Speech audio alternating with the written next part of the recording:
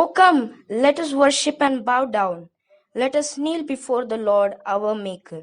For he is our God, and we are the people of his pasture, and the sheep of his hand. With this beautiful thought, I would like to welcome each one of you for the Sabbath School program. To begin this Sabbath School program, let's all rise and sing hymn number 422, Marching to Zion.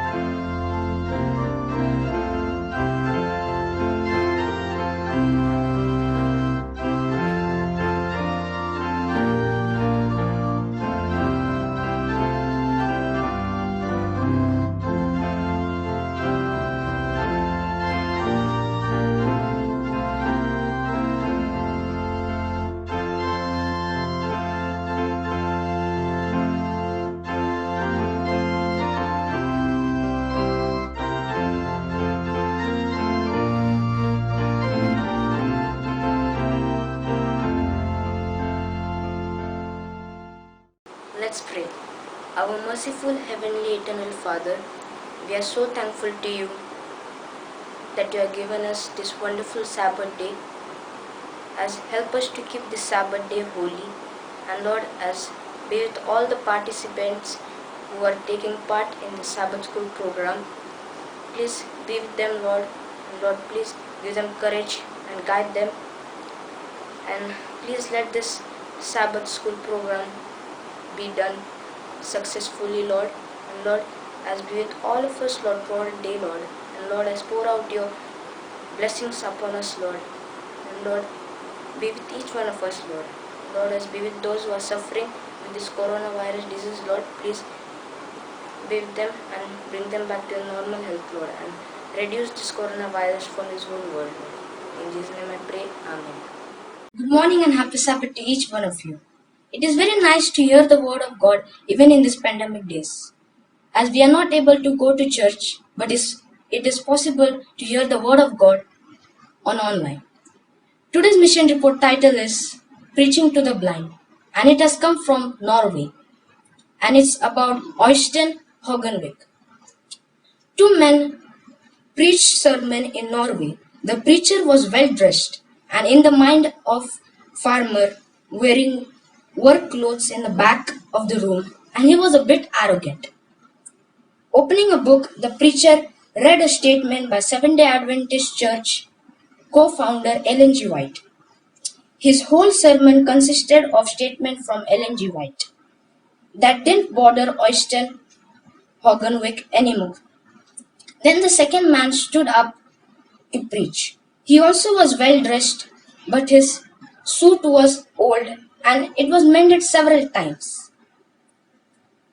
He preached from his heart, but he did not know anything about the book, and he didn't preach any time the book. The preacher's earnestness touched Øystein's heart, but he strongly disagreed with the theme.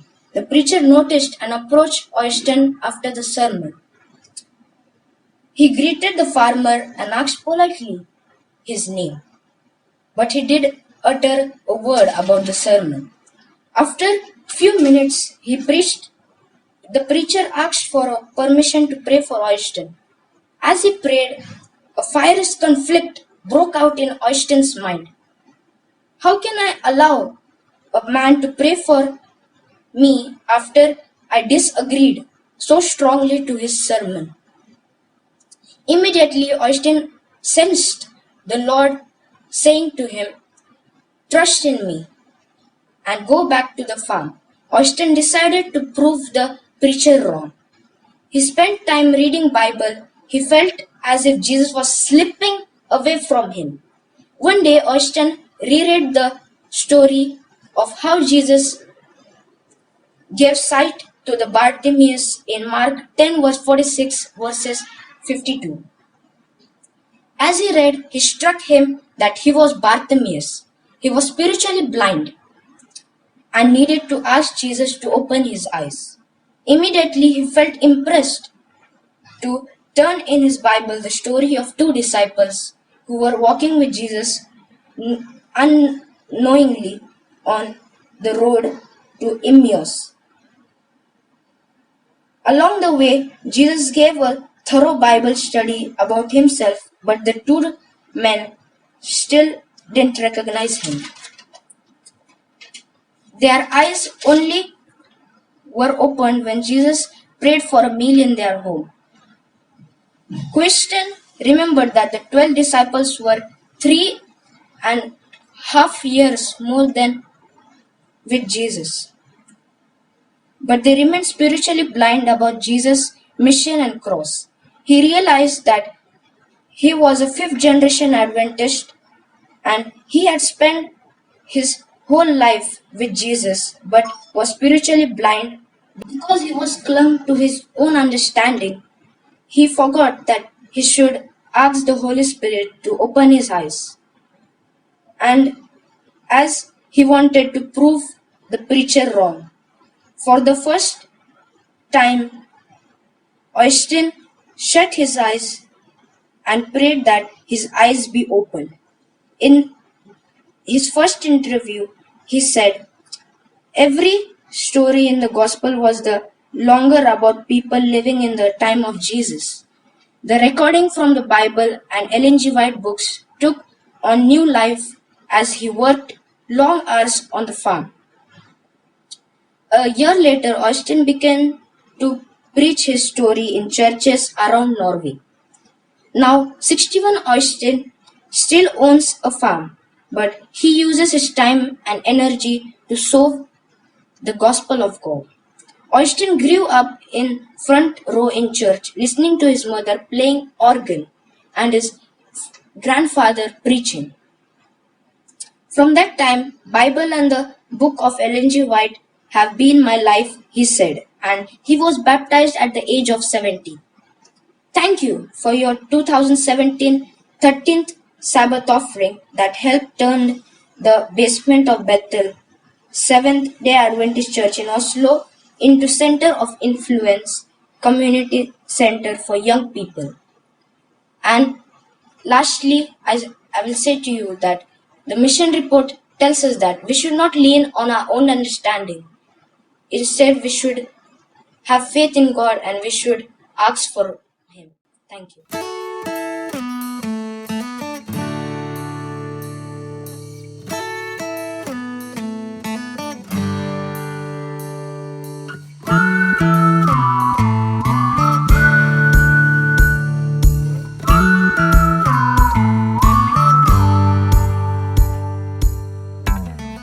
सर्वांना ख्रिस्तामध्ये सलाम.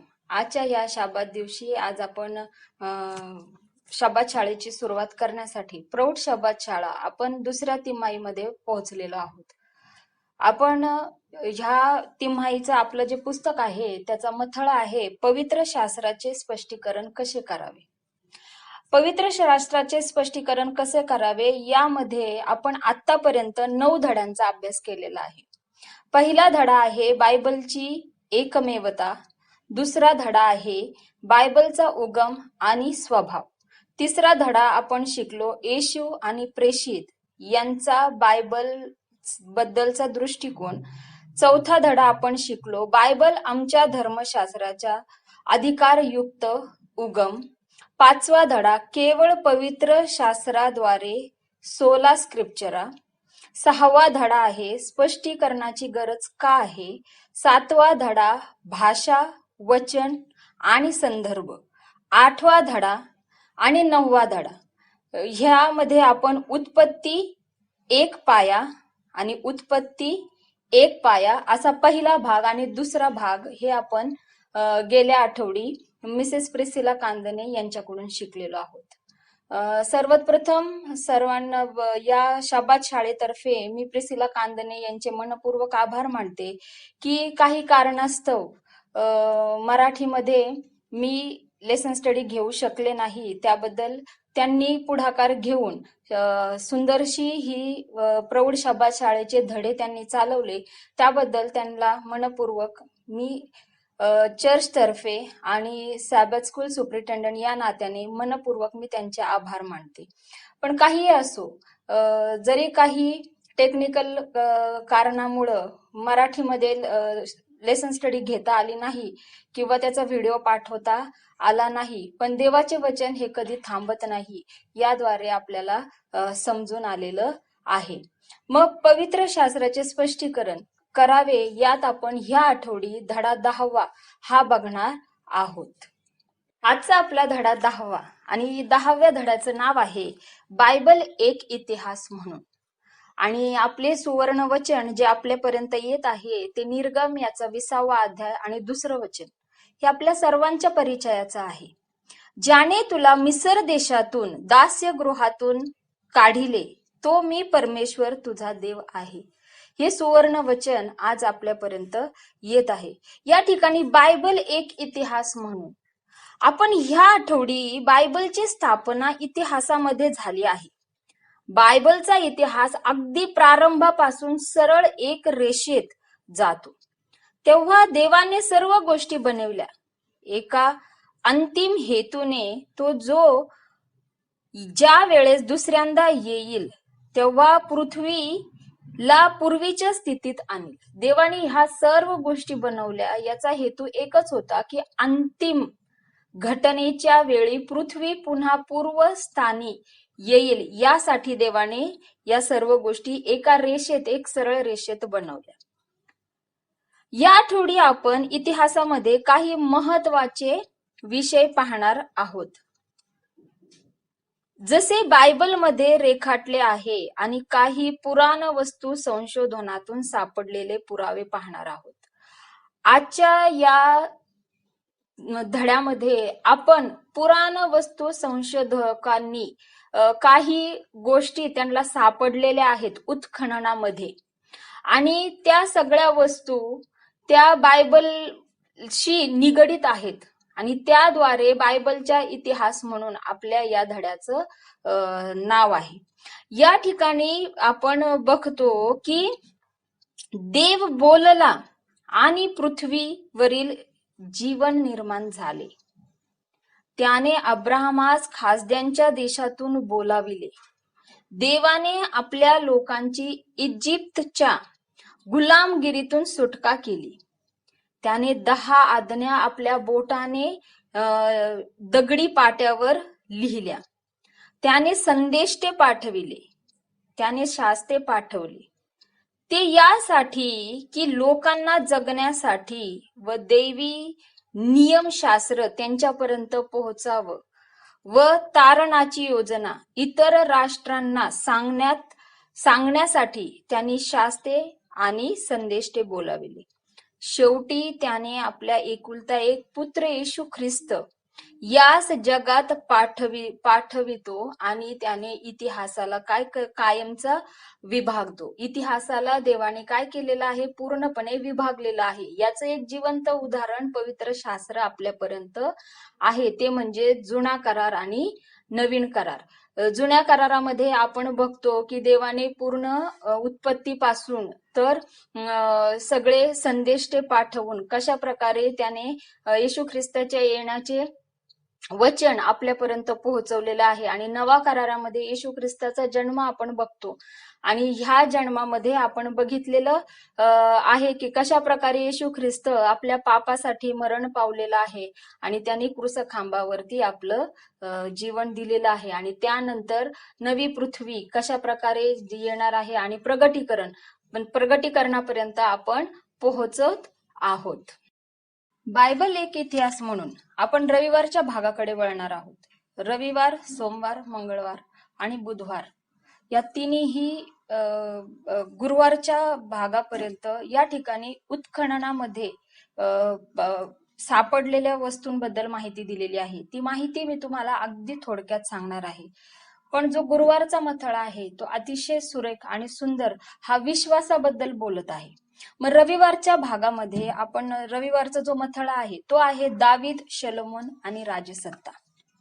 दावीद, शलोमोन राजसत्ता इस्रायलाच्या इतिहासातील सुवर्ण युग होते असं म्हटलं जातं.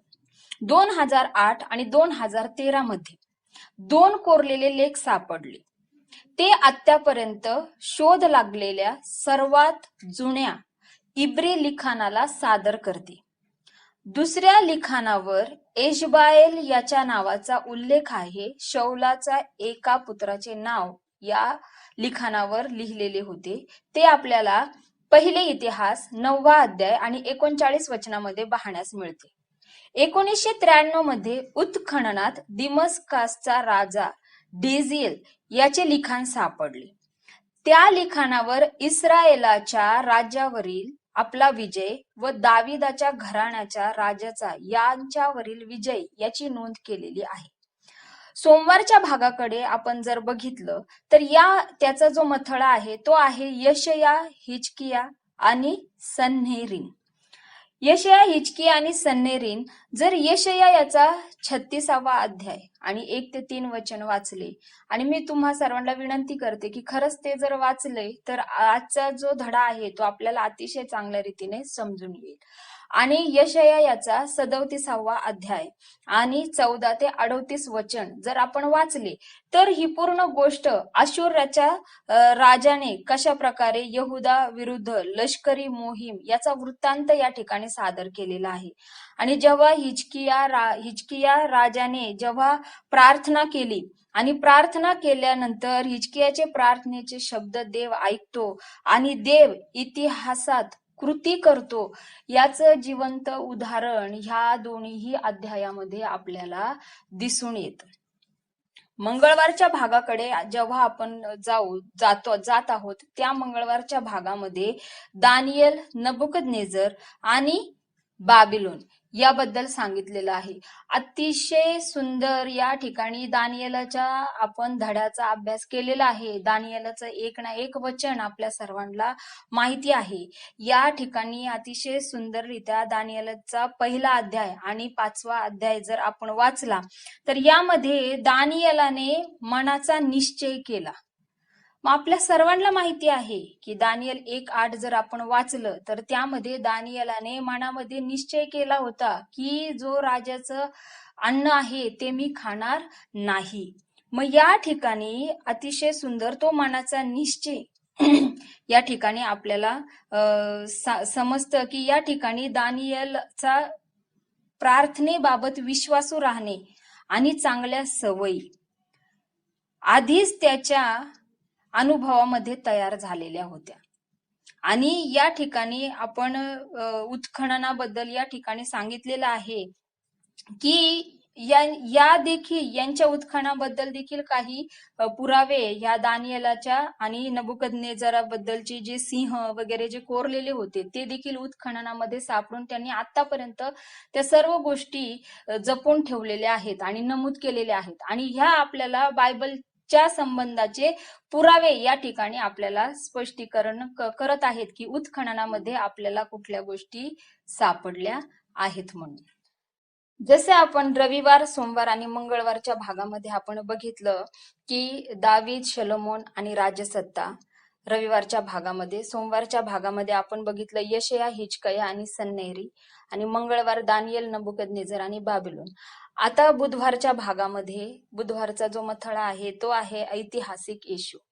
ऐतिहासिक येशूमध्ये आपल्याला मत्तेय याचा 26वा अध्याय आणि 57 ते 67 ह्या ओव्या वाचण्या गरजेच्या आहे. या ठिकाणी कफाया प्रमुख याचक होता आणि याने येशूला ठार मारावयाचे असा कट केला होता, याबद्दलचे या ठिकाणी लिखाण सादर केलेलं आहे किंवा बायबलमध्ये नमूद केलेलं आहे की हा जो प्रमुख याचक होता कफाया, त्याने कशा प्रकारे येशूला मारण्याचा कट हा केला. मग या ठिकाणी म्हटलेलं आहे की 1990 आणि 1961 मध्ये कफाया याच्या कुटुंबातील काही हाडं, असे 12 हाडं, आणि 1961 मध्ये सुभेदाराच्या नावाने पिलात सुभेदार याच्या नावाने कोरलेली पाटी या उत्खननामध्ये सापडलेली आहे. या ठिकाणी जास्त काही न सांगता रविवार, सोमवार, मंगळवार आणि बुधवार ह्या ज्या काही घटना आहेत त्या घटनाचे लिखाण उत्खननामध्ये सापडलेल्या आहेत. पण आजचा जो महत्वाचा मथळा जो ह्या धड्यामध्ये आपण शिकणार आहोत तो आहे गुरुवारचा भाग. गुरुवारचा भाग हा अतिशय महत्वाचा भाग आहे आणि याचा मथळा जो आहे तो आहे विश्वास आणि इतिहास. विश्वास हा शब्द जेव्हा येतो तर खरोखर मी तुम्हा सर्वांना विनंती करते की सर्वांनी आपलं पवित्र शास्त्र उघडावं आणि पवित्र शास्त्र उघडल्यानंतर इब्री लोकास पत्र याचा 11वा अध्याय हा पूर्णपणे विश्वासावर लिहिलेला आहे. आणि विश्वास हा नव्या करारातील लोकांबद्दल बोलत नाही, तर या ठिकाणी सर्व जुन्या करारातील लोकांच्या विश्वासाबद्दल लिहिलेला आहे. म्हणजे इतिहासातील विश्वासाबद्दल या ठिकाणी बोललेलं आहे. या ठिकाणी खूप सुंदर असं उदाहरण या ठिकाणी देण्यात आलेले आहे, ते म्हणजे आपण पोकळीमध्ये राहत नाही. आपली निवड केवळ आपल्यालाच प्रभावित करत नाही तर इतरांनाही प्रभावित करते. याच प्रकारे देवाच्या जुना काळातील पुष्कळ लोकांच्या जीवनाचा इतर लोकांच्या जीवनावर प्रभाव होता. इब्री याचा 11व्या अध्यायामध्ये जो अगदी प्रसिद्ध विश्वासाचा अध्याय आहे, यात आपण सारांशामध्ये पाहतो की जुन्या विश्वासाच्या हिरोंचा इतरांवरती प्रभाव. काय सुंदर या ठिकाणी उपमा दिली गेलेली आहे की हिरो, जुन्या काळातील किंवा इतिहासातील हिरोंचा प्रभाव तो आजच्या आपल्या जीवनावर कशा प्रकारे आपण अस्तित्वात आणतो, त्याची माहिती या ठिकाणी देण्यात आलेली आहे. तुम्ही जर इब्री याचा 11वा अध्याय जर वाचला तर यामध्ये जे हिरोज आहेत त्यांचे 1 ते 40 वचनामध्ये अतिशय सुंदर लिखाण आणि त्यांचा विश्वास या ठिकाणी प्रगट केलेला आहे. हनोक, नोहा, अब्राहम, सारा, योसेफ, मोशे, राहाब आणि शमशोन. या ठिकाणी सांगण्यात आलं आहे की विश्वास हा कशावरील किंवा कोणावरील केवळ भरोसा नव्हे, त्या भरोसाव्याचा प्रतिसादावर जो कृती करतो तो विश्वास आहे. किती सुंदर या ठिकाणी विश्वास हा अदृश्य आहे, पण विश्वास मध्ये जो कृती करतो तो महत्वाचा आहे. मग या ठिकाणी आपण बघतो की कुणी कुणी विश्वासाद्वारे कृती केलेली आहे, ते म्हणजे नोहाच्या वेळेस जेव्हा परमेश्वराने तारू बांधण्यासाठी सांगितलं तर त्या तारू बांधण्या कुणीही कधीही पाऊस किंवा एकही पाण्याचा थेंब आकाशातून पडताना पाहिलेला नव्हता, पण नोहाने आपल्या विश्वासाद्वारे त्याने तारू बांधला आणि आपल्या मानव जातीचा त्याने काय केलेला आहे, कित्ता हा वाढवलेला आहे. त्यानंतर आपण या ठिकाणी बघतो की अब्राहम त्याला पूर्वी काय म्हणत होते, अब्राम. देवाने त्याला दक्षिण मेसोपोटिया मधील ऊर हे नगर सोडण्यासाठी सांगितलं. आताच्या क्षणी जर विचार केला तर जेव्हा अब्राहमाला देवाने ऊर हे गाव, अत्याधुनिक गाव म्हणून ओळखले गाव ते जात होते आणि ते गाव सोडून देवाच्या विश्वासावर तो निघाला आणि देवाने त्याला त्या ठिकाणी फलद्रूप केलेले आहे. या ठिकाणी त्याला ठाऊक नव्हते की परमेश्वर त्याला कोठे घेऊन जाईल, परंतु त्याने देवाच्या वचनावर कृती करण्याचे निवडले. हा शब्द आजच्या विश्वासणाऱ्या मंडळीने खरोखर खूप कान देऊन ऐकावा की विश्वास हा अदृश्य असतो, पण त्या विश्वासाला कृतीत आणणे हे काम आपलं स्वतःच आहे. या ठिकाणी मोशेने मेंढपाळ होण्याचे निवडले. तो इजिप्त या देशाचा मोठा राजा हा होऊ शकत होता, पण देवासाठी त्याने मेंढपाळ झाला आणि त्याने इजिप्त मधून आपल्या लोकांची काय केलेली आहे, सुटका केलेली आहे. एवढंच नाही तर राहाबेने देवाच्या सुटकेच्या अहवालावर विश्वास ठेवण्याचा निर्णय घेतला आणि 2 हेरांचे रक्षण केले आणि येशूच्या वंशावळीचा भाग बनली. राहाब देखील येशूच्या वंशावळीची भाग बनली, पण त्याचं एकच कारण होतं, तो म्हणजे विश्वास. तो विश्वास तिने कृतीने सादर केलेला आहे. आपण किती थोडे ठाऊक आहे की आपला निर्णय अगणित लोकांचे जीवन प्रभावित करील या पिढीमध्ये आणि ज्या येणाऱ्या आहेत त्यांना सुद्धा. या ठिकाणी आपल्याला हे समजून घेण्याची अतिशय गरज आहे की ज्याप्रमाणे जुन्या करारातील हिरो यांच्या विश्वासाद्वारे आपण ज्याप्रमाणे कृती करत आहोत, त्याप्रमाणे आपल्या विश्वासाद्वारे पुढची पिढी ही देखील विश्वासाची कृती दाखवण्यास सिद्ध होईल. म्हणजे आज आपल्या हातामधला जो विश्वास आहे तो कशा प्रकारे कृतीत आणावा हे आपणच आपल्या पिढीला दाखवणं अतिशय गरजेचं आहे. आता आपण विश्वास हा गुरुवारच्या भागातील बघितला. आता आपण शुक्रवार अधिक अभ्यासाकडे वळणार आहोत. अधिक विचारामध्ये अतिशय सुंदर लिखाण असं दिलेलं आहे. मी ते तुम्हा सर्वांना वाचून दाखवणार आहे. अशी विनंती आहे की सर्वांनी कान देऊन ते ऐकावे.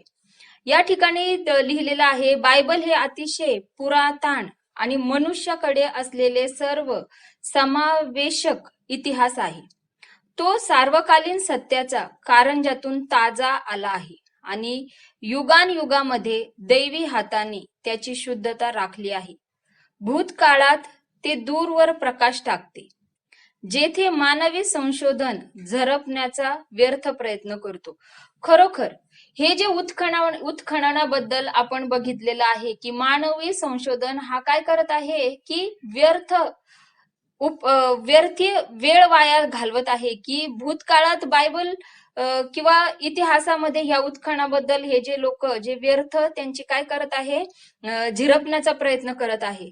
देवाच्या वचनामध्ये असे सामर्थ्य दिसते की ज्याने पृथ्वीचा पाया घातला आणि तो स्वर्गापर्यंत पसरला. देवाने पृथ्वीचा पाया तो घातलेला आहे आणि तो स्वर्गापर्यंत पोहोचलेला आहे.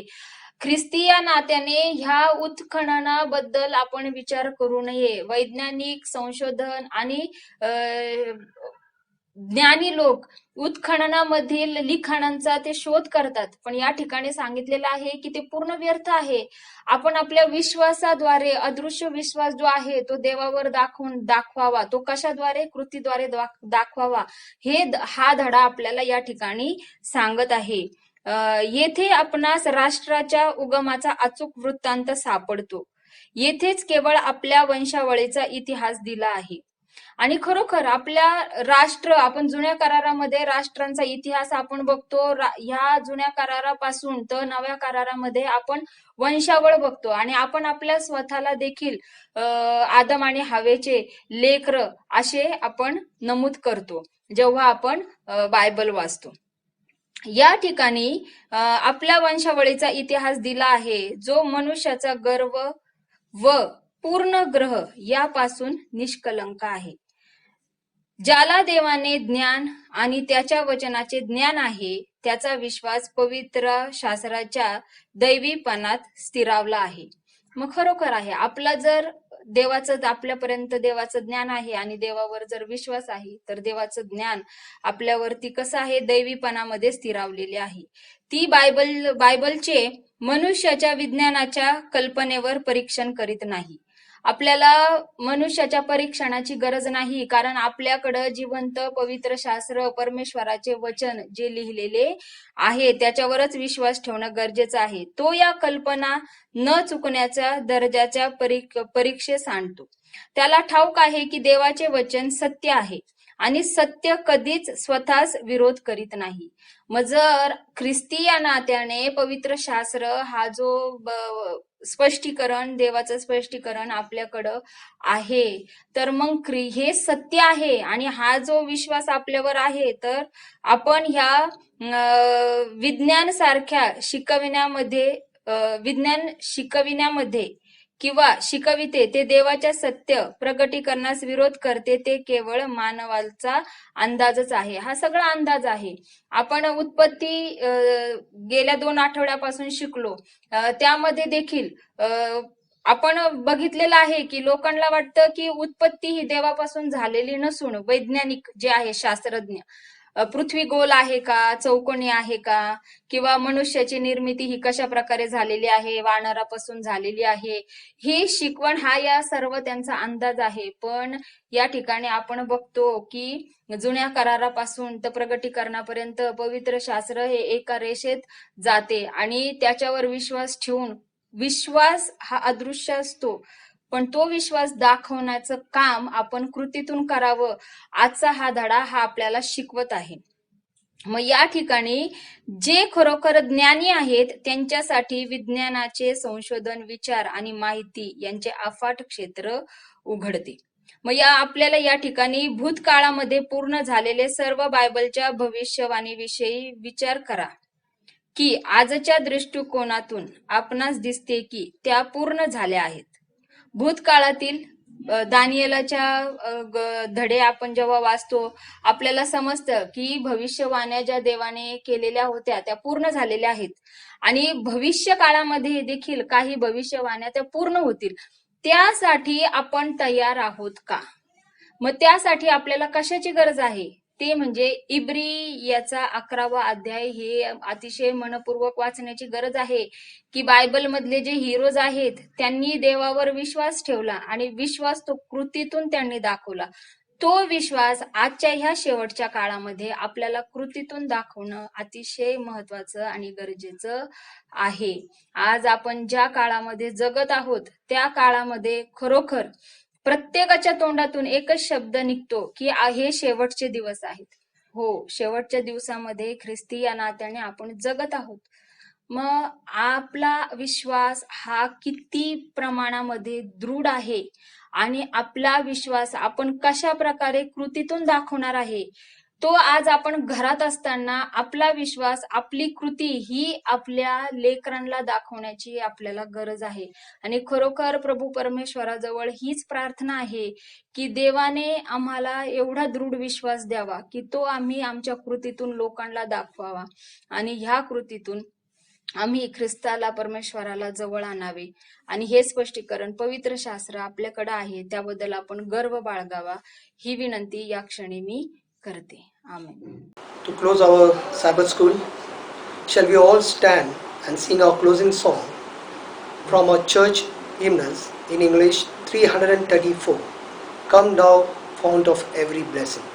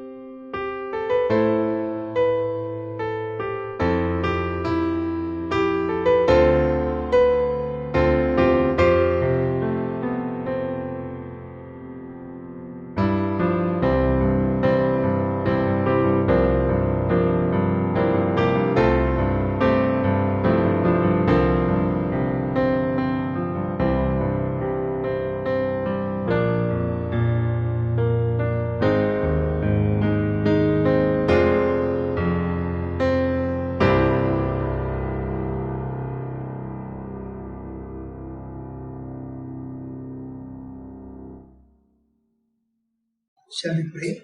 Our gracious and eternal Father, we are so thankful and grateful to you, Lord, for giving us a wonderful Sabbath, Lord, where we could come this morning and worship you, Lord. We thank you, Lord, for taking care of us for the past week, O Lord. This morning, we want to thank you for this wonderful mission report and the lesson study that we heard, O Lord. Help us to keep in our heart, in our mind, in our soul, so that we can obey your commandments, obey you and worship you all the time and give you glory and honor to your name and walk into your right path. We pray for all the church members. Bless every church members, every family of our mission, all the Seventh-day Adventist Church around the world. We pray for each and every family. Bless our Aurangabad church in the special manner. Bless the church pastor and his ministry, Lord. Continue to bless him and his family. Bless all the elders, children, the young and the old of our church. Those who are sick amongst us, be with them and bless them and make them well, O Lord. And keep us safe and sound, O Lord, for every one of us. Give us a Sabbath blessing to all of us. And as we enter into the divine service, fill us with your Holy Spirit to understand your message from your servant who is going to speak today, Lord. Touch your holy hand upon his lips so that he can bring a wonderful message to each one of us from his mouth. And you speak, O Lord, through him, O Lord, so that we will be richly blessed by his message. And we all will rejoice and praise and give you glory and honor to your name. Thank you, Lord, for this wonderful Sabbath day. And continue to bless each one of us, Lord. In Jesus' precious name we pray. Amen.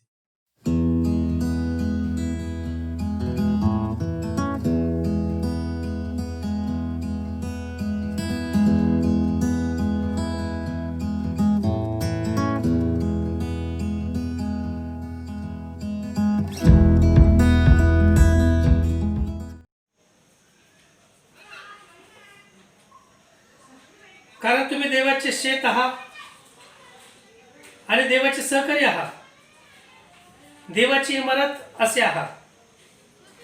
या वचनाने मी आपल्या सर्वांचं स्वागत करतो. देवपणे आपल्याला मागील सर्व दिवसामध्ये सांभाळलेलं आहे आणि आजच्या या शपथ दिनी आपल्या सर्वांना एकत्रित आणलं, याबद्दल परमेश्वराच्या नावाने धन्यवाद देऊ. आणि आपल्या सर्व छावणी मंडळीचं, लहान थोरांचं, सगळ्यांचं मी स्वागत करतो. आज प्रामुख्याने जे एवाय डिपार्टमेंट, सायबर स्कूल डिपार्टमेंट आणि डिवाइन सर्व्हिसमध्ये भाग घेणारे सर्व देवाचे सेवकगण, पास्टर उज्ज्वल सर, तसेच पास्टर आठवले, मिस्टर त्रिभुवन सर आणि पास्टर पांडे, या सर्वांचं आज मी स्वागत या ठिकाणी करतो. प्रामुख्याने देवाच्या सेवेमधून हे आपल्या संगती सर्वजण संवाद करत असताना मी आपल्या सर्वांचं स्वागत करतो. आपल्या सूचना आहेत, कृपा करून महत्त्वाच्या प्रार्थना विनंती आहेत, त्या प्रार्थना विनंतीकडे लक्ष देऊया. मिस्टर मिसेस शिमोन बोरगे, त्यांच्या परिवारासाठी प्रार्थना तात्पून ठेवा.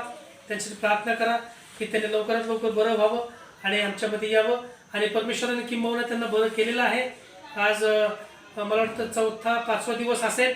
अजून 4-5 दिवसांनी ते आपल्यामध्ये येतील. आणि कारण ज्या कोविड वॉर्डमध्ये ते ॲडमिट आहेत, मिसेस बोरगे, त्या ठिकाणी ते देवाची सेवा करत आहेत, सुवार्ता प्रसार त्या ठिकाणी करत आहेत आणि लोकांना, डॉक्टर्सला, नर्सेसला आणि पेशंट्स असणाऱ्या सर्वांना येशू ख्रिस्ताच्या नावाची ओळख करून देत आहेत. येशू ख्रिस्त कोण आहे त्याची ओळख करून देत आहेत, सुवार्ता प्रसार करत आहेत. मी देखील त्यांच्यासाठी फोनवरती काल शुक्रवारी दुपारी प्रार्थना केलेली आहे. आणि म्हणून परमेश्वराचे लेकरांनी लवकरात लवकर बरं व्हावं, त्यांचे परिवार पूर्वरत त्यांच्या कुटुंबामध्ये एकत्रित देवपणे त्यांना करावं आणि मंडळीमध्ये त्यांना एकत्रित करावं आणि ते प्रभूचं गौरव त्यांच्याकडून करून घ्यावं म्हणून प्रार्थना करा. तसेच मिस्टर सावित्रे यांच्या आईसाठी विशेष प्रार्थना करा.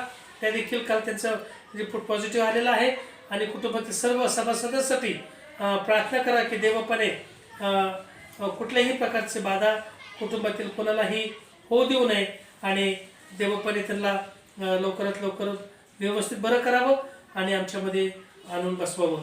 आणि जगामध्ये इतर असणारे सर्व कोरोनाबाधित जे पेशंट्स आहेत त्या सर्वांसाठी प्रार्थना करा आणि देवबाप तुमची प्रार्थना ऐकणार आहे.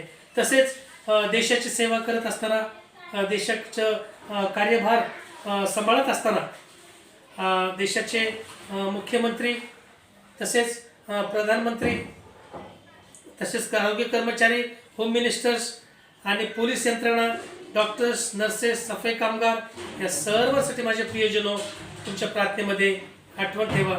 कारण प्रार्थना हे आमचं सर्वात मोठं बळ आहे, जे परमेश्वर आमची प्रार्थना ऐकणार आहे. देवबाप तुमची प्रार्थना ऐकेल आणि सर्वांना आशीर्वाद देईल. हा विश्वास आहे. आपल्या स्थानिक मंडळीसाठी प्रार्थना करा, मंडळीतील सर्व सभासदांसाठी प्रार्थना करा. हे रोगराईपासून, या घातक मरीपासून परमेश्वराने आपल्या सर्व मंडळीचं रक्षण करावं. आणि तसेच आमच्या नातेवाईकांसाठी प्रार्थना करा, त्यांचं देखील रक्षण परमेश्वराने करावं. आमचे प्रियजन जे आमचे आहेत, मित्रमंडळी, या सर्वांसाठी आपण प्रार्थनेमध्ये आठवण ठेवूया. आणि तसेच आम्ही आपल्या नॉर्थ महाराष्ट्र सेक्शन पदाधिकारी आणि नॉर्थ महाराष्ट्र सेक्शनमध्ये असणारे सर्व पालकवर्ग, वाङ्मयस्वार्थी व्हॉलंटियर्स, त्यांच्या कुटुंब लेकरांसाठी, सर्वांसाठी माझे प्रियजनो प्रार्थना करा. तुमच्या प्रार्थना निश्चित त्यांना बळ देतील आणि ते आशीर्वादित होतील. आणि परमेश्वर बापाने त्या सर्वांचं रक्षण करावं ह्या महामारीपासून, म्हणून त्यासाठी प्रार्थनेमध्ये आठवण ठेवा. तसेच आमच्या नॉर्थ महाराष्ट्र सेक्शनमध्ये असणाऱ्या सर्व शाळा, प्रिन्सिपल्स, विद्यार्थी, पालकवर्ग आणि तसेच औरंगाबादमध्ये असणारी आमची शाळा विशेष करून यासाठी प्रार्थना आपण करणार आहोत. आणि परमेश्वराने त्यांचं देखील सर्वांचं रक्षण करावं आणि देवाने त्याचं गौरव करून घ्यावा आमच्याकडून. ही प्रभूची प्रार्थना आहे, म्हणून तुमच्या प्रार्थनेची अत्यंत गरज आहे. आपल्या AY डिपार्टमेंटसाठी, सायबर स्कूल डिपार्टमेंट आणि तसेच ले activity department, singing department, music department, या सर्वांसाठी प्रार्थना करा. एल्डर्स, आपले चर्चचे एल्डर्स, आपले पालक, मंडळीचे पालक, यांच्यासाठी प्रार्थना करा. तसेच आमच्या डिकन्स, डिकनेस आणि इतर सर्व जे डिपार्टमेंट्स आहेत आमच्या चर्चमध्ये, त्या सर्व आपल्या चर्चच्या डिपार्टमेंटसाठी प्रार्थना करा. आणि मंडळीच्या उन्नतीसाठी, प्रगतीसाठी देखील प्रार्थना करा माझे प्रियजनो. पुन्हा एकदा तुम्हा सर्वांचं मी स्वागत करतो. आणि आजचे वक्ते पास्टर पांडे यांचं देखील मी आज या ठिकाणी स्वागत करतो. मंचावर असलेले सर्व देवाचे सेवकगण, आपण त्या सर्वांचं मी आज स्वागत करतो आणि देवाचं गौरव करतो. आपली उपासना सुरू करण्यासाठी देवाच्या मागण्यामध्ये जाऊया आणि देवाला आपल्या उच्च स्वरामध्ये देवाचं गीत गाऊन त्याला आपण आनंदाने त्याच्या चरणी प्रसन्न रीतीने जाऊया. देव आपणास या गायनाच्या द्वारे आशीर्वादित करणार आहे. पण आपण देवाचं गीत गाणार.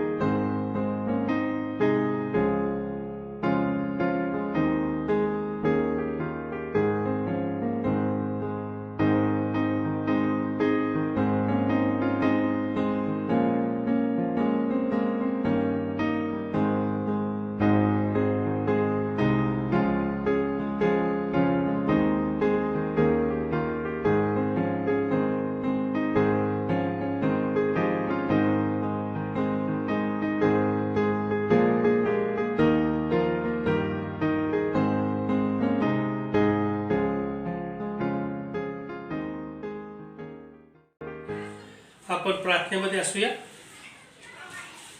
स्वर्गातील आमच्या दयाळू कृपाळू सेनाधीश परमेश्वरा, आकाश पृथ्वी सूर्यचंद्र तारे निर्माण करते आमच्या देवा, तुझ्या महान पवित्र पराक्रमी देवा मी सतीश धन्यवाद देतो. प्रिय देवा, आम्हाला मागच्या गेल्या सर्व दिवसांमध्ये चांगल्या प्रकारे सांभाळलंस आणि पवित्र शब्द दिवशी आम्हा सर्वांना तुझ्या चरणी एकत्रित केलंस. मंडळीला शब्द दिवशी याबद्दल तुझे मनापासून उपकार मानतो. पवित्र देवा, हा शब्द पवित्रपणे पाळण्यासाठी आमचं तू सहाय्य कर. आज देवा या तुझ्या पवित्र चरणी प्रार्थना करतो देवा, ज्या करोनाचं परमेश्वर बाप्पा बाधा अधिक लोकांना देव बाप्पा जगामध्ये झालेली आहे, त्या सर्वांची आठवण करतो प्रभू. त्यांना तुझा स्पर्श कर, त्यांना बरं वाटू दे आणि देव बाप्पा त्यांना तू ह्या कोविड परिस्थितीमधून ह्या आघातापासून देव बाप्पा त्यांचं रक्षण कर. या महाकाय मधून त्यांना तू सोडव प्रभू आणि त्यांना त्यांच्या कुटुंबामध्ये त्यांना पूर्वरत आनंदित तू कर, सुखी निरोगी कर आणि देव बाप्पा तुझं गौरव त्यांना करण्यासाठी संधी दे. परमेश्वर मी प्रार्थना करतो आमच्या मिस्टर मिसेस शिमोन बोरगे त्यांच्यासाठी, त्यांच्या कुटुंबासाठी प्रभू, त्यांना तू लवकरात लवकर बरं कर. आज देवप्पा 5वा दिवस आहे. देवप्पा लवकरात लवकर त्यांनी बरं व्हावं आणि देवा पूर्वरत आपल्या कुटुंबामध्ये येऊन तुझं गौरव करावं, तुझी सेवा करावी, आपल्या कुटुंबाची काळजी घ्यावी. जी सेवा त्यांना सोपवून दिलीस ती सेवा त्यांची ती आशीर्वादित त्यांनी करावी. असा गोड आशीर्वाद त्यांना तू दे माझ्या प्रभू परमेश्वर बाप्पा.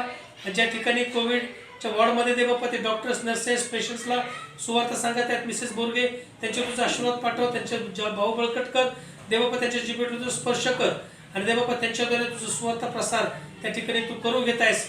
अशक्य काम शक्य करून घेत आहेस त्यांच्याकडून देवबाप्पा. म्हणून तुझ्या मनापासून उपकार मानतो, कारण आम्हाला कोणाला कोविड वॉर्डमध्ये जाता आलं नसतं प्रभू. आज तुझी सेविकेला तू परमेश्वर बाप्पा त्या ठिकाणी पाठवलंस, तुला धन्यवाद देतो.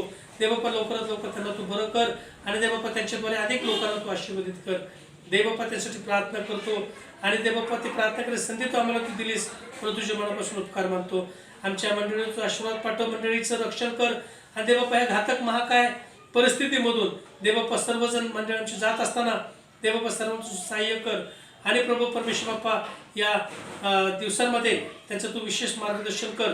या कठीण दिवसांमध्ये त्यांच्या आर्थिक बाब आमच्या मंडळीची तू मजबूत कर आणि देवबाप्पा कोणालाही पैशा पाण्याची अडचण कणकण परमेश्वर बाप्पा तू लागू देऊ नको. सर्वांचं संरक्षण कर, सर्वांच्या घरामधले तेल मीठ पीठ तू आशीर्वादित कर, सर्वांच्या कमेला तू बरकतेश दे, सर्वांचे उद्योगधंदे तू आशीर्वादित कर. पूर्वरित परमेश्वर बाप्पा आपल्या उद्योगधंद्यामध्ये सर्वांना रुजू होण्यासाठी तू विशेष मार्गदर्शन कर आणि देवबाप्पा तुझं गौरव आम्हा सर्वांकडून होऊ दे. माझ्या प्रभू मी प्रार्थना करतो आमच्या मिस्टर सावित्री यांच्या आईसाठी प्रभू, त्यांना देखील थोडासा त्रास झालेला आहे. तेव्हा त्यांना रिपोर्ट पॉझिटिव्ह आलेला आहे. त्यांनाही तुझा स्पर्श कर, त्यांनी लवकरात लवकर बरं व्हावं, आमच्यामध्ये यावं आणि तेव्हा तुझं गौरव व्हावं असतो कर. त्यांच्या कुटुंब लेकर सर्व आशीर्वाद कर. कोणालाही परमेश्वर बाप्पा त्याची बाधा होऊ देऊ नको आणि जरी झाले देवबाप्पा तरी त्याच्यातून निघण्यासाठी देवबाप्पा त्यांचं तू विशेष मार्गदर्शन कर. त्यांचं विशेष त्याच्यासोबत तू हो आणि देवबाप्पा आमच्या मंडळीला तुझ्या पवित्र हातामध्ये घे. प्रभू आम्ही सर्व लीन नम्र तुझ्या चरणी होत आहोत. तेव्हा आमचा ताबा तुझ्या हातामध्ये घे. परमेश्वरा काय मागण्यास पुस्तक असून देण्यास सर्व समर्थ तू आहेस. आज तुझे वक्ते पास्टर पांडे आमच्या तुझ्या वचनातून बोलणार आहे. त्यांच्या जीवनाला स्पर्श कर आणि त्यांच्याद्वारे तुझं गौरव होते आणि सर्वांना तुझा राखून त्याला आशीर्वाद तू दे. मंडळीतले सर्व लहान थोराला तुझ्या हातामध्ये विशेष समर्पित करून ही लहान विनंती तारणार उद्धारक प्रिय प्रभू येशू ख्रिस्त याच्याच प्रिय पवित्र गुणाने मागतो म्हणून तू आहे. आमेन. Happy Sabbath to each one of you. Today our scripture is found in Micah 6 chapter and verses from 6 to 8. With what shall I come before the Lord and bow down before the exalted God? Shall I come before him with the burnt offerings and calves of year old? Will the Lord be pleased with the thousands of rams? With 10,000 rivers of oil? Shall I offer my firstborn for my transgression, the fruit of my body for the sin of my soul? He has showed you, O man, what is good, and what does the Lord requires of you, to act justly, and to love mercy, and to walk humbly with your God. आपण आपल्या मराठी बायबलमधून मायका याचा 6वा अध्याय आणि 6 ते काही वचन 8 पर्यंत आपण वाचणार आहोत. परमेश्वराला काय हवे? मी काय घेऊन परमेश्वरासमोर येऊ? परात्पर देवासमोर नमस्कार कसा घालू? होम बली 1 वर्षाची वासरे घेऊन त्याच पुढे येऊ काय? हजारो येडके तेलाच्या 10 सहस्त्र नद्या यांनी परमेश्वराला संतोष होईल काय? माझ्या पातकाबद्दल मी आपला ज्येष्ठ पुत्र देऊ काय? माझ्या जीवाने केलेल्या पापाबद्दल मी आपला पोटचे फळ देऊ काय? हे मनुष्या, बरे काय ते त्यांनी तुला दाखविले आहे? नीतीने वागणे, आवडीने दया करणे व आपल्या देवा समागमी राहून नम्र भावने चालणे, या वाचून परमेश्वर तुझ्याजवळ काय मागतो? वाचलेल्या वचनावर परमेश्वर आशीर्वाद पाठवतो. सर्वजण डोळे झाकू आणि प्रार्थना करू. पवित्र पवित्र दयाळू कृपाळू परमेश्वरा, विश्वाच्या उत्पन्न करते आमचे जीवन देवा, 6 दिवस सांभाळून राहिल्या पवित्र शाबत दिवशी आम्हा प्रत्येकाला तुझ्या पवित्र मंदिरामध्ये तू एकत्र केलंस. याबद्दल तुझ्या नावाला धन्यवाद, गौरव घेऊन असो. प्रभू परमेश्वरा, तुझं सेवक दावीद म्हणतो, हे माझ्या जीवा परमेश्वराचा धन्यवाद कर, त्याची फार विसरू नको. आठवडाभरून सांभाळून देवा आम्हा प्रत्येकाला आज मंदिरामध्ये तू एकत्र केलेला आहेस, तुझ्या नावाला धन्यवाद देतो. विशेषपणे मी प्रार्थना करतो प्रभू परमेश्वरा, तुझे सेवक पास्टर पांडे बोलत असताना त्यांच्या जिभेला ओठाला तू स्पर्श कर, आणि जे वचन ते बापा आमच्या पुढे येणार आहे त्याप्रमाणे चालण्यासाठी आम्हा प्रत्येकाला तू सहाय्य मदत कर. पवित्र आत्म्याद्वारे आम्हाला योग्य असं तू मार्गदर्शन कर. पवित्र प्रभू परमेश्वर आहे, मी प्रार्थना करत आहे की जे कोणी आजारी आहेत, दुःखी आहेत, कष्टी आहेत, विशेष करून देवा आम्ही यावेळेस प्रार्थना करत आहोत मिसेस बोरगे त्या परिवारासाठी, की प्रिय परमेश्वर ब्रदर श्रीमंत बोरगे, त्यांचं कुटुंब, त्यांचं परिवार आज प्रिय बापा दवाखान्यामध्ये कोविडमुळे आजारी आहेत. पवित्र प्रभू परमेश्वर, हा करोना आजार जो आहे प्रिय परमेश्वर, हा तुझ्या देवाच्या गौरवासाठी आहे. कारण प्रभू परमेश्वरा कुठलाही आजार तुझ्या पुढे टिकाव धरू शकत नाही. आणि म्हणून या शाबत दिवशी आम्ही विनंती करतो प्रभू की तुझ्या दयेच्या कृपेचा त्यांना तू स्पर्श कर, त्यांना तू बरा कर.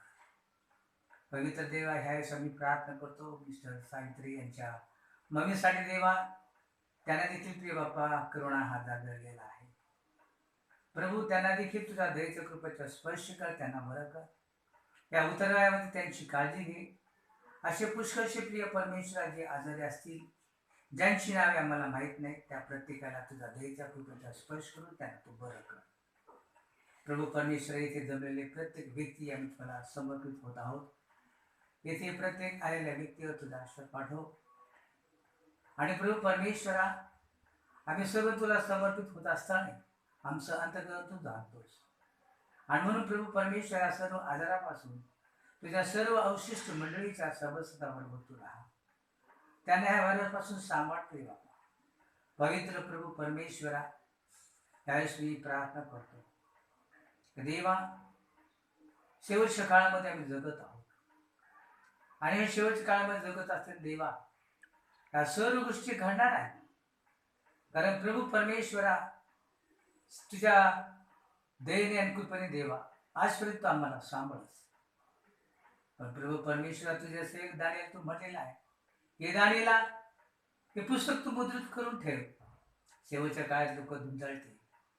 आणि म्हणून प्रभू परमेश्वर, ह्या लॉकडाऊनमध्ये प्रत्येक व्यक्तीने आज प्रिय बाप्पा, प्रत्येक चर्चेस व्यक्तीने, प्रत्येक सभासदाने आज तुझ्या पुढे गुडघे टेकलेले आहे, तुला हाक मात्र देवा. आणि म्हणून प्रभू परमेश्वर, आमची मंडळी, आम्ही सर्वजण प्रभू परमेश्वर या मंदिरामध्ये तुझ्यासाठी आलेला आहोत.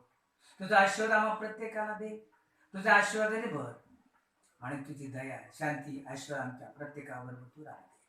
तारणारा येशू ख्रिस्त त्याच्या गोड आणि प्रिय नावात मागतो म्हणून तो आहे. आमेन.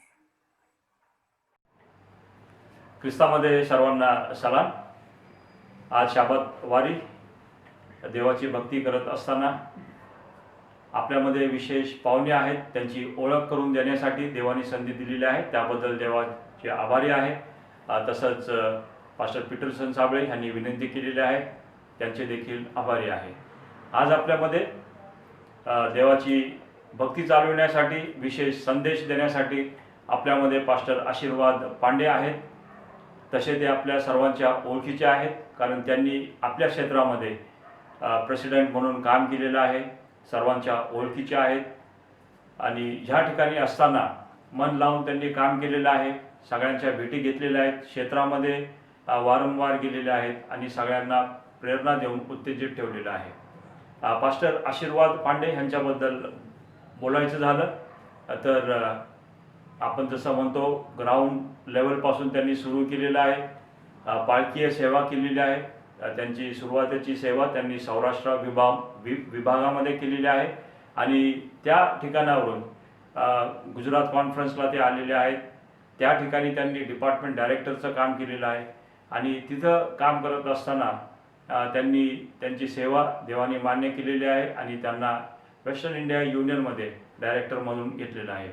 त्या ठिकाणावरून त्यांना नागपूर या ठिकाणी रिजन डायरेक्टरची पदवी दिलेली आहे. त्या ठिकाणी त्यांनी काम केलेलं आहे, देवाची सेवा केलेली आहे आणि त्या ठिकाणावरून पुन्हा त्यांना औरंगाबादला पाठविण्यात आलेले आहे. आज ते आपल्याशी बोलत असताना पास्टर पांडे यांना 2 लेकरं आहेत.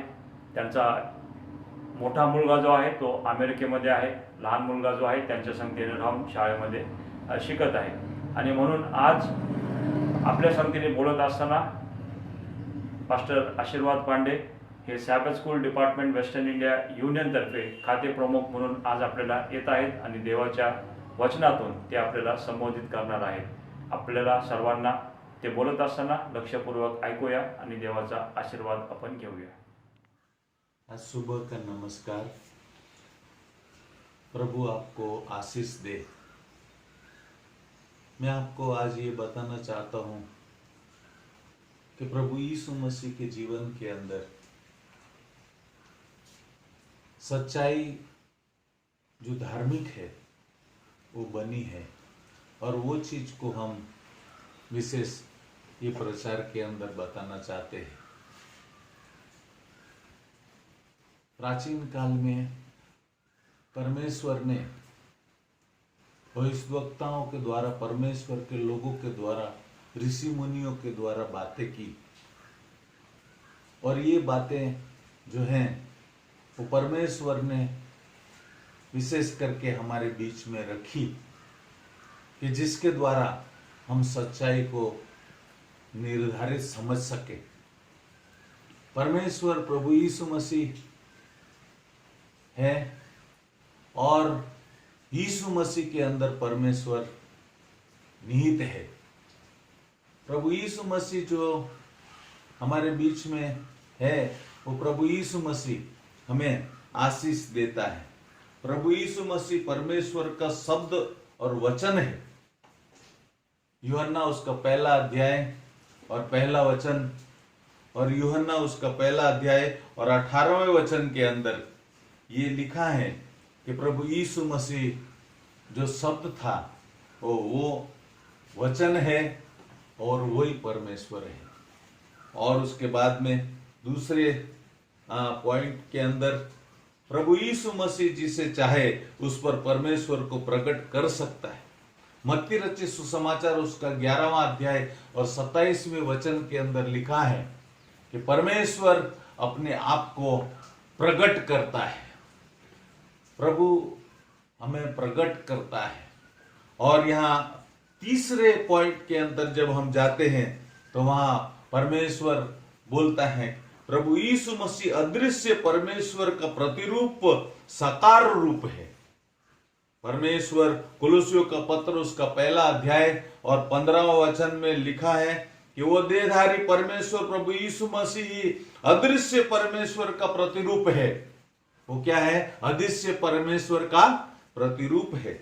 और चौथे में लिखा है, चौथा पॉइंट में सब वस्तुओं को पर प्रभु यीशु मसीह ने ही रचा है और वे सब वस्तुएं उसी में स्थिर रहती है. यूहन्ना उसका पहला अध्याय और तीसरे वचन के अंदर लिखा है.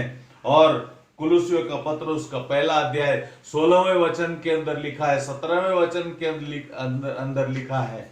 और वहां पे हम देखते हैं और 5वें पॉइंट के अंदर जब जाएंगे तो प्रभु यीशु मसीह परमेश्वर सदैव है और वो शरीर सहित वास करता है. कुलुसियों का पत्र उसका दूसरा अध्याय और 9वें वचन के अंदर हम जब देखते हैं तो वहां मिलता है. 6वें पॉइंट के अंदर जब हम जाएंगे तो जगत की सृष्टि के पहले प्रभु यीशु मसीह परमेश्वर की महिमा के साथ था. और उसके बाद में 7वें पॉइंट में प्रभु यीशु मसीह अनंत जीवन अमरता का स्रोत है. अमरता का वो स्रोत है. यूहन्ना 3 अध्याय और 16वां वचन, 17वां अध्याय 3 वचन. अनंत जीवन के लिए एकमात्र परमेश्वर ही हमें अनंत जीवन दे सकता है और उसने हमको हमारे लिए मसीह को भेजा था. प्रभु यीशु मसीह ने अपना एकलौता पुत्र दे दिया कि जिसके द्वारा हम विशेष करके सामर्थ्य को प्राप्त करते, अनंत जीवन को प्राप्त करते हैं। यूहन्ना उसका 3:16 में लिखा है।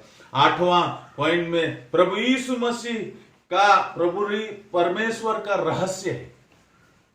प्रभु यीशु मसीह परमेश्वर का रहस्य है और वो भेद है। परमेश्वर का वचन बाइबल शास्त्र कहता है और परमेश्वर पिता के भेद को विशेष करके पहचानने के लिए जिसमें बुद्धि ज्ञान के भंडार छिपे हैं, कुलुस्सी 2 अध्याय और 2 वचन और 3 वचन, और प्रभु यीशु मसीह परमेश्वर का ज्ञान और सामर्थ्य है। 1 कोरिन्थी और उसका 1 अध्याय और 18वें वचन के अंदर प्रभु यीशु मसीह परमेश्वर का ज्ञान ठहरा है।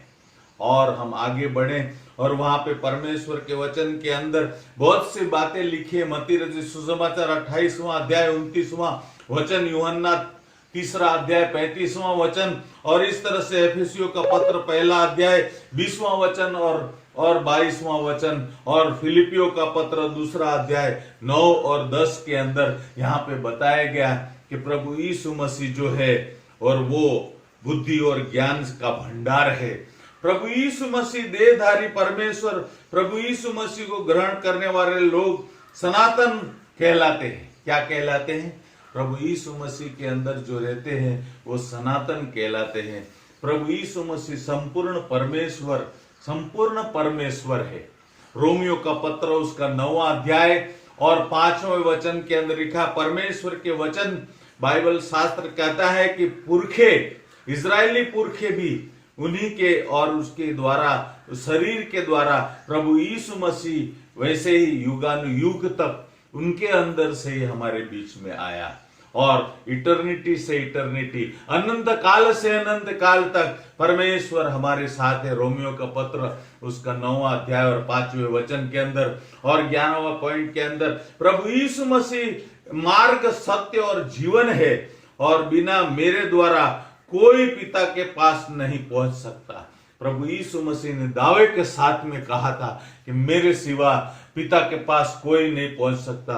प्रभु यीशु मसीह स्वयं कहा, और प्रभु यीशु मसीह ने ये विशेष करके बातों को बताई। यूहन्ना उसका 14 अध्याय और 9 से 11 के अंदर भी उन्होंने कहा कि मैं ही जो है और वो मैं पिता में हूं और पिता मुझ में है और मैं उनके अंदर हूं, और प्रभु यीशु मसीह जो है वो हमारे अंदर है और वो सबके अंदर है। और यहाँ पे 12वें पॉइंट के अंदर प्रभु यीशु मसीह एकमात्र उद्धारक परमेश्वर नियुक्त किया गया है, और परमेश्वर ने उनको नियुक्त किया है। और वो परमेश्वर जो परमेश्वर प्रेरितों का कार्य उसका 4 अध्याय और 13वां वचन के अंदर लिखा है कि पवित्र आत्मा के शक्ति और पवित्र आत्मा के सामर्थ्य के द्वारा प्रभु यीशु मसीह गर्भवती के अंदर विशेष करके पैदा हुआ, और स्वर्गदूत ने विशेष करके जाके और ये बातें की सुसमाचार जो है मरियम को दिया। यहाँ परमेश्वर के वचन के अंदर हम देखते हैं कि एक बात जो पुराने नियम के अंदर कही गई, पुराने नियम के अंदर बात कही गई इब्रानियों के पत्र के यहोशू नाम जो है वो यहोशू नाम ये है, यहोशू का इब्रानी नाम जो है वो यहोशू है, लेकिन उसको ग्रीक के अंदर हम जब देखें तो यीशु मसीह उसका अर्थ होता है। यीशु मतलब वो जो है जो अर्थ उद्धारक होता है, और उद्धार प्रभु यीशु मसीह देता है। उद्धारक यीशु पिता की ओर से जगत के अंदर आया और जगत के अंदर आया और फिर वापस उसी के पास में गया। यूहन्ना रचित सुसमाचार उसका 16वां अध्याय और 28वें वचन के अंदर लिखा है। प्रेरितों का कार्य उसका 1 अध्याय 11वें वचन के अंदर लिखा है, यीशु ने बड़ी वही किया जो उसने परमेश्वर पिता को कहते हुए बोलते हुए देखा, वही प्रभु यीशु मसीह ने किया।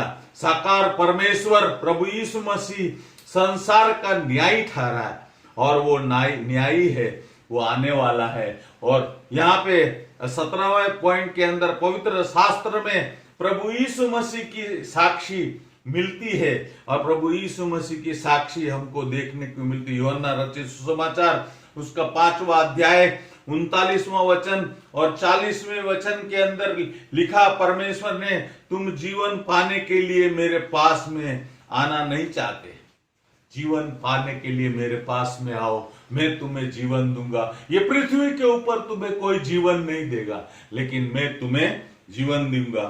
यहूदियों के गुरु निकोदेमस ने प्रभु यीशु मसीह को परमेश्वर की ओर से भेजा हुआ पाया और माना, और प्रभु यीशु मसीह को उन्होंने पाया। और वो चीज जो है यूहन्ना उसका 3 अध्याय और पहले वचन के अंदर लिखा है, प्रभु यीशु मसीह वचन आत्मा और जीवन है। प्रभु यीशु मसीह वचन आत्मा और जीवन है। यूहन्ना उसका 6 अध्याय और 3 वचन के अंदर लिखा है, प्रभु यीशु मसीह परमेश्वर पिता की इच्छा के कार्य जानता है, परमेश्वर पिता की इच्छा का कार्य हरदम जानता है। और यूहन्ना उसका 6 अध्याय 29वां वचन, वो 38वां और 40वां वचन तक जब हम देखें तो वहां पे वो परमेश्वर की इच्छा को जानता है। यूहन्ना ग्रंथ में प्रभु यीशु मसीह ने बड़े घोषणाओं के द्वारा अपने को व्यक्त किया है। प्रभु यीशु मसीह ने कहा, मैं अनंत जीवन की रोटी हूं और जगत की ज्योति हूं, मैं मोक्ष हूं, मैं परमेश्वर पिता के पास पहुंच सकता हूं, और मैं ही द्वार हूं, और मैं ही मेषपाल हूं, मैं भेड़ों को जानता हूं, पुनरुत्थान और जीवन मैं हूं, और तो भी जो मुझ पे विश्वास करेगा वो जिएगा, वो कभी मरेगा नहीं, और जो कोई जीवित है वो मुझ पर विश्वास करता है वो अनंत जीवन तक मरेगा नहीं। और वो चीज वो परमेश्वर पिता ने विशेष करके यूहन्ना के सुसमाचार उसका 11वां अध्याय और 25वें वचन के अंदर वहां पे लिखा है, यीशु मसीह मूसा के समान नबी हुआ, जो संसार में लोगों के सामने आमने सामने बात करने के लिए परमेश्वर के साथ मुखांग बात करता था। ये मूसा जो था उसके साथ परमेश्वर मुखांग बात करता था, उससे अलग नहीं रहता। जैसे एक मित्र दूसरे मित्र के साथ बात करता है, एक भाई दूसरे भाई के साथ बात करता है, उस तरह से परमेश्वर मूसा के साथ बात करता था। और निर्गमन उसका 33वां अध्याय और 11वां वचन, निर्गमन 34वां अध्याय 38 से लेके 20 में, 18 से लेके 20 में वहां परमेश्वर ने विशेष करके अपने आप को व्यक्त किया मूसा को, और वहां पे बताया कि प्रभु यीशु मसीह जो है वो जीवित परमेश्वर है। प्रभु यीशु मसीह ने ही अपने स्वर्गारोहण के बाद पवित्र आत्मा के द्वारा अपना शेष कार्य पूरा किया। प्रभु यीशु मसीह ने शेष कार्य पूरा किया। मत्ती रचित सुसमाचार उसका 5वां अध्याय 17 से 18 के अंदर परमेश्वर के वचन में लिखा हुआ है, जब यीशु का परमेश्वर पिता के पास में स्वर्ग जाने के लिए समय आया तो उसने अपने चेलों से कहा, मुझे तुमसे और भी बहुत कुछ बातें करनी है, परंतु अभी तुम मुझे नहीं देख सकते, क्योंकि अगर तुम मेरी बातों को जानना चाहते हो तो मेरे पीछे तुम आ जाओ। प्रभु यीशु मसीह जो है वो भविष्यद्वक्ताओं के द्वारा पूर्ण परिचय देता है। प्रभु यीशु मसीह निकट भविष्य के अंदर आने वाला है, और प्रभु यीशु मसीह जरूर आएगा और वो हमें लेके जाए। यूहन्ना उसका 14वां अध्याय 1 वचन और 2 वचन, थेसलोनी उसका 4 अध्याय 15वां वचन से लेके 17वां वचन, वहां पे परमेश्वर का प्रकाशित वाक्य उसका 22वां अध्याय 11 और 13 आदि के अंदर परमेश्वर कहता है कि मैं आने वाला हूं, मैं तुम्हें छोड़ूंगा नहीं, मैं तुम्हें अकेले नहीं छोड़ूंगा। प्रभु यीशु मसीह की बहुत सी साक्षियां हमें पाई जाती है। प्रभु यीशु मसीह के बारे में स्वामी विवेकानंद ने कहा था कि अगर मैं ये पृथ्वी के ऊपर किसी को मानूं तो वो परमेश्वर प्रभु यीशु मसीह है। प्रभु यीशु मसीह के बारे में उन्होंने कहा था स्वामी विवेकानंद ने। महात्मा गांधी जी ने खास करके उनके अनुभव के अंदर कहा था कि मैं यीशु मसीह के अंदर, प्रभु यीशु मसीह के अंदर, मत्ती रचित सुसमाचार ग्रंथ के अंदर 5वां अध्याय 6 अध्याय और 7वें अध्याय के अंदर मैं प्रभु यीशु मसीह का दर्शन कर सकता हूं। और प्रभु यीशु मसीह का दर्शन उन्होंने किया। भविष्य पुराण के अंदर जब हम देखें तो भविष्य पुराण के अंदर, हिंदू शास्त्र के अंदर साकार विधि से इस ग्रंथ में भारत के राजा शालिवाहन ने पैलेस्टाइन पहाड़ की ओर एक गुफा में ध्यान मग्न होते हुए संत के दर्शन पाकर और उनसे प्रश्न पूछा। तब संत के राजा ने प्रश्नों के उत्तर में कहा, ईसा मसीह प्रतीचमम काम प्रतिष्ठनम। ईसा मसीह जो है वो विशेष करके प्रतिष्ठनम मतलब प्रभु यीशु मसीह का दर्शन राजा शालिवाहन को हुआ। और कुट उपनिषद के अंदर भी ये कथन है, जहां परमेश्वर कुट उपनिषद उसका 2 अध्याय 2 वचन और 15वां वचन के अंदर जहां परमेश्वर है वहां सूर्य चंद्रमा तारे नहीं रहते, ताई वहां कोई प्रकाश या आग होते हैं और परमेश्वर की ज्योति में हर वस्तु प्रकाशित रहती है। और ये सब बातें यहाँ पे लिखी प्रकाशित वाक्य के ग्रंथ में 21वां अध्याय और 23वां वचन के अंदर वहां परमेश्वर ने प्रूफ करके दिया। और ये हिंदू शास्त्र भी कहता है और पवित्र शास्त्र बाइबल भी कहता है। हम प्रभु यीशु मसीह पे विश्वास करें। प्रभु यीशु मसीह के जीवन के अंदर सच्चाई निहित है। प्रभु यीशु मसीह पर विश्वास करें और उसके पास में आए और उससे आशीष ले। प्रभु आप सबको आशीष।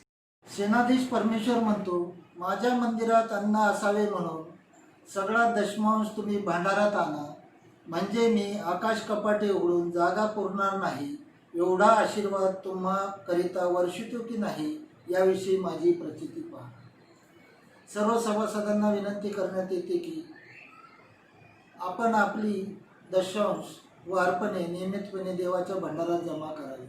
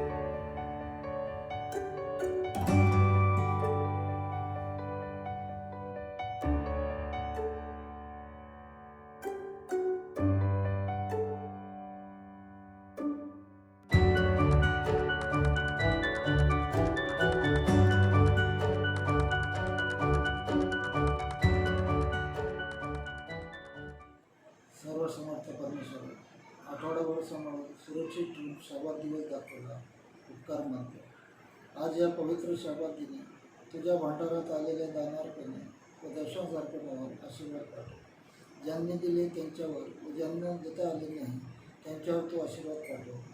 हे सर्व अर्पणे तुझ्या सेवेसाठी खर्च होऊ दे। ही प्रार्थना येशूच्या नावाने वाटतो म्हणतो आहे, आमेन।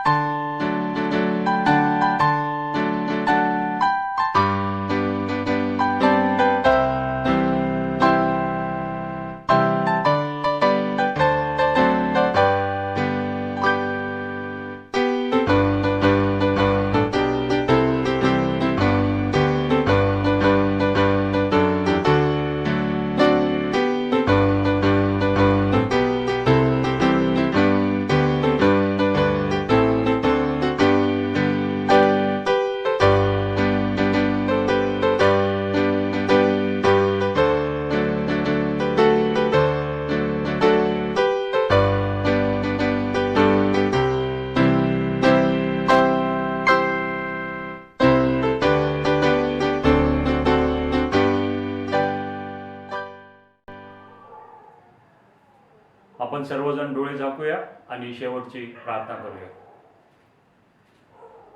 हे आमच्या स्वर्गातील जिवंत देव बापा, आज या शाबातवारी लॉकडाऊन अवस्थेमध्ये असताना आमच्या प्रत्येकाच्या घरामध्ये देवा तू आमच्याकडून भक्ती करून घेतलेली आहेस, त्याबद्दल तुझे आभारी आहोत. विशेष करून देवा, आज या शाबातवारी तुझी भक्ती करत असताना सुंदर संदेश पास्टर पांडे यांच्याकडून ऐकलेला आहे. होय प्रभू, त्यांनी आम्हाला पुन्हा आठवण करून दिलेली आहे की आमचं तारण केवळ येशू ख्रिस्ताद्वारेच आहे. सर्वकालिक जीवन येशू ख्रिस्ताद्वारेच आहे. तो प्रारंभी होता आणि सर्व काळपासून आहे आणि शेवटपर्यंत तोच असणार आहे. अल्फा आणि ओमेगा येशू ख्रिस्तच आहे. होय प्रभू, आम्ही पापामध्ये असताना येशू ख्रिस्ताने स्वर्ग सोडलेला आहे, या पृथ्वीवर आलेला आहे. एक पवित्र जीवन जगून देवा त्यांनी वधस्तंभावर आमच्यासाठी त्याचं रक्त सांडलेलं आहे. आणि आज आम्ही आमच्या ओठाने आणि जिभेने कबुली देतो की येशू ख्रिस्त हा तुझा एकुलता एक पुत्र आहे.